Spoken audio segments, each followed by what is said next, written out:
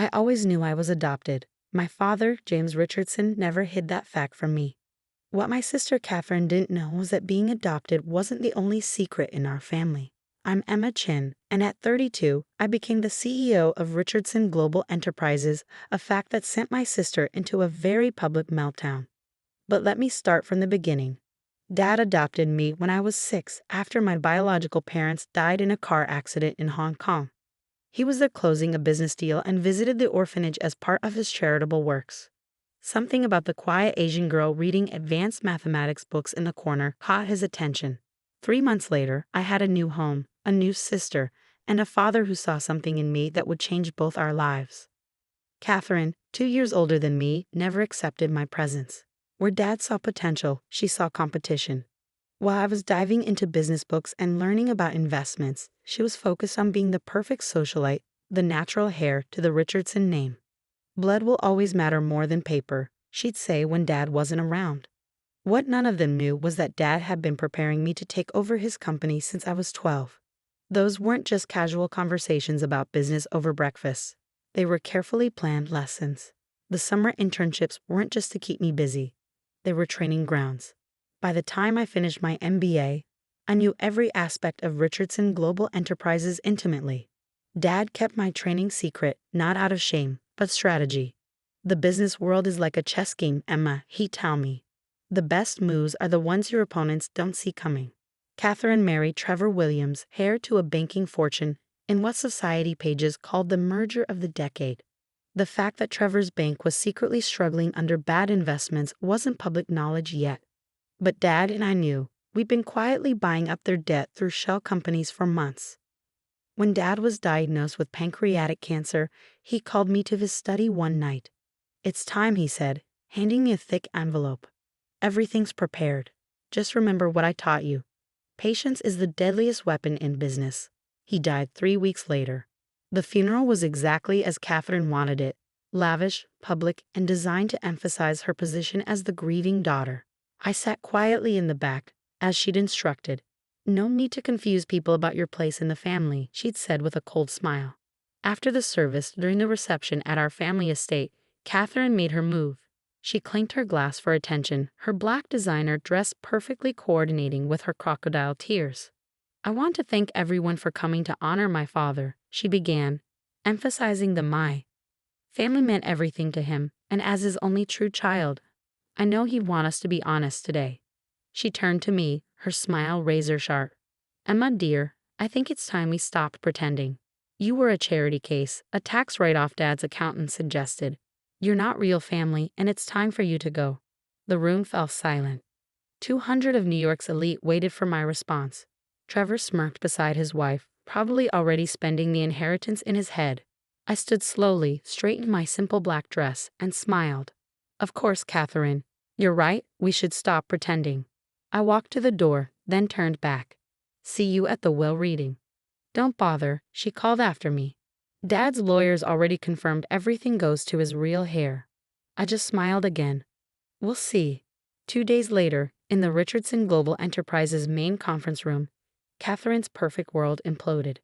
"This is the last will and testament of James Patrick Richardson," the lawyer began. Catherine sat at the head of the table, already holding a pen to sign the transfer papers. "To my daughter Catherine," the lawyer read, "I leave the following. Your trust fund will continue untouched, providing you the same monthly allowance you currently receive." Catherine's smile faltered. "That's it. Where's the rest?" "To my daughter Emma," the lawyer continued, "I leave controlling interest in Richardson Global Enterprises, all associated companies, properties, and assets, effective immediately." The pen fell from Catherine's hand. "That's impossible. She's not even a Richardson." "Actually, I spoke for the first time. I am. Dad legally changed my name years ago, and I've been serving as the company's shadow CEO for the past 5 years." "No," Catherine whispered. "No, no, no." "Security," I pressed the intercom button. "Please escort Ms. Williams out of the building. Her access has been revoked." As security approached, Catherine knocked over her chair. "You can't do this. I'm his real daughter." "Being real family," I said quietly, "isn't about blood, Catherine. It's about trust, loyalty, and vision." Dad understood that. I'm sorry you never did. I'll fight this, she screamed as security led her out. You'll never get away with stealing my birthright. I sat down in the CEO's chair, my chair. Actually, I already have. The real war, I knew, was just beginning. But Dad had taught me well, and I had plans Catherine couldn't even imagine. As her screams echoed down the hallway, I opened my laptop and began the changes that would reshape the Richardson empire. Starting with the Williams family bank. Catherine's meltdown hit social media before she even reached her car. Someone in the conference room had recorded her screaming about her fake sister stealing her birthright, and the video spread like wildfire. Within hours, #Richardson drama was trending, with people divided between supporting the rightful blood heir and the secret CEO's sister. I watched it unfold from Dad's old office, my office now, while signing the papers that would begin Catherine's financial ruin. She'd made her choice at the funeral. Now she'd learned why Dad had always said I was the better strategist. Her first move came the next morning, a lawsuit challenging the will, claiming I'd manipulated our father during his illness. Her lawyers filed emergency papers to freeze the company's assets. I'd been expecting this. In fact, I counted on it. Release the documents, I instructed my legal team. Within hours, every major news outlet received copies of my official adoption papers. My legal name changed to Emma Richardson Chin, and most devastatingly, video recordings of Dad explaining his succession choice. He'd made them during his last months, knowing Catherine would challenge the will. I choose Emma, he said in the video, looking directly at the camera, not because Catherine is inadequate, but because Emma is exceptional. She's been running this company in shadow for 5 years, turning record profits while her sister was planning charity galas. Blood doesn't make a CEO, vision does. Catherine's lawsuit was dismissed within days. But I wasn't done. Remember those shell companies buying up Williams' bank debt? The day after Catherine's lawsuit failed, Richardson Global called in all the loans. Trevor's family bank, already struggling, faced immediate bankruptcy. Catherine showed up at my office, her designer outfit slightly wrinkled. A telling detail for someone who'd never had a hair out of place. "You vindictive bitch," she spat. "You're destroying Trevor's family." I looked up from my computer. "Actually, you did that when you kicked me out of Dad's funeral. Actions have consequences, Catherine. Dad taught us that, remember? Well, one of us was paying attention. He was my father. He was our father. But while you were playing society princess, I was learning to run his empire. Did you really think those summer internships were just to keep me busy? That all those breakfast meetings were just casual conversations?" Her face paled. "Those were training sessions. Every single one. Dad knew who he wanted as his successor by the time I was 12. The adoption, the name change, the secret training. It was all part of his plan.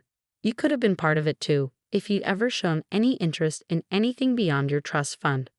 I'll tell everyone," she threatened, "about how you manipulated him, turned him against his real daughter." "Go ahead," I interrupted, turning my laptop to show her the screen. "These are the records of every transaction from your trust fund for the past 5 years.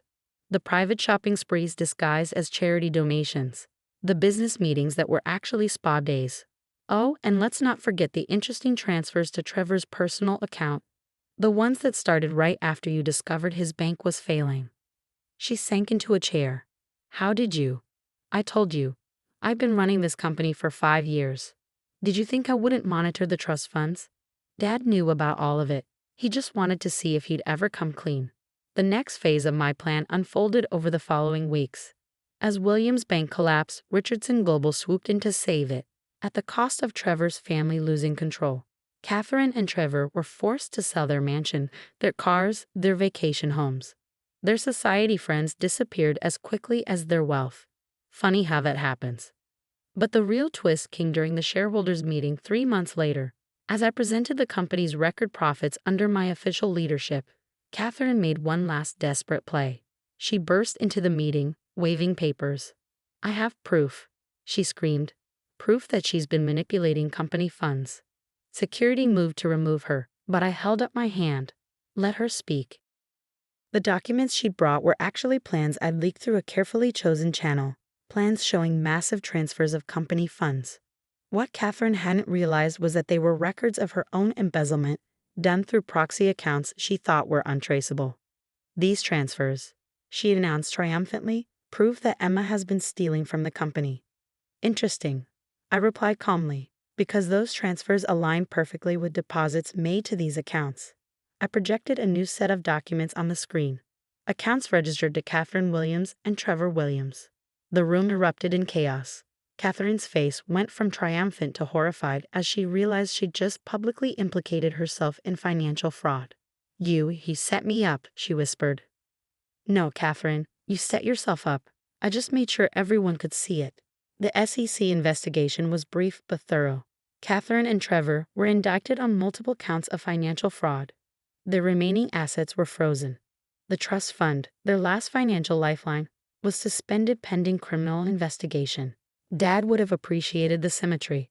The sister who'd relied on blood ties losing everything to the sister who learned strategy. 1 year later, I sat in my office reviewing the latest acquisition proposals. Richardson Global had doubled in size under my leadership, expanding into new markets while maintaining the ethical business practices Dad had valued. My phone buzzed with a news alert. Catherine had taken a plea deal. 2 years in a minimum security prison, followed by 5 years of probation. Trevor had fled to a non-extradition country, leaving her to face the charges alone. I picked up the photo on my desk. Dad and me at my college graduation, both of us smiling, sharing a secret the world wouldn't understand for years. You were right, Dad, I whispered. Patience is the deadliest weapon. A notification popped up on my screen. Catherine's auction house was selling her remaining possessions to pay legal fees. Among the items, a family photo album listed as Richardson Family Memories. I bought it anonymously and had it delivered to her prison cell with a note. Blood isn't what makes a family. Trust is. You never understood the difference. The media eventually moved on to other scandals, other family dramas. Richardson Global continued to thrive, its adopted CEO becoming known for both business acumen and philanthropic work, particularly supporting adoption agencies and educational programs for orphan children. Every year, on Dad's birthday, I visit his grave alone. I leave 2 things, fresh flowers and a copy of the company's annual report.